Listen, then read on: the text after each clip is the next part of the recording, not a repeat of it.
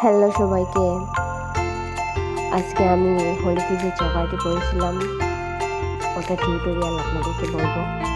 তো প্রথমে আমি এক টুকরো শক্ত কাগজ আর একটা টুকরো আগেই তৈরি করে নিয়েছিলাম বড় হিসেবে কেটে।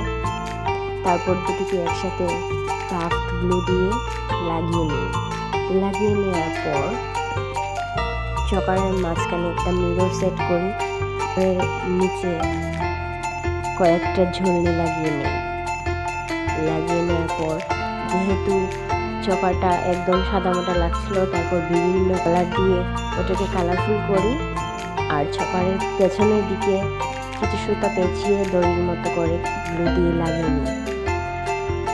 লাগানোর পর দড়ির দুই দিকে দুটি করে 4টি রং করে কাঠের বীজ লাগিয়ে নিই। ব্যাস, তৈরি হয়ে গেল একটা কালারফুল চকার। তো এটি শুধু হোলিতে নয়, বিভিন্ন কালারফুল শাড়ির সাথে আপনারা পরতে পারবেন। আর একটা কথা, আমার চকারটা কেমন হয়েছে অবশ্যই জানাবেন আর বাসায় অবশ্যই ট্রাই করবেন।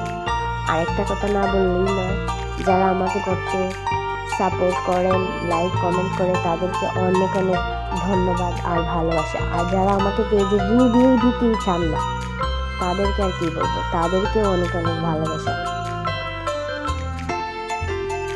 টাটা সবাইকে।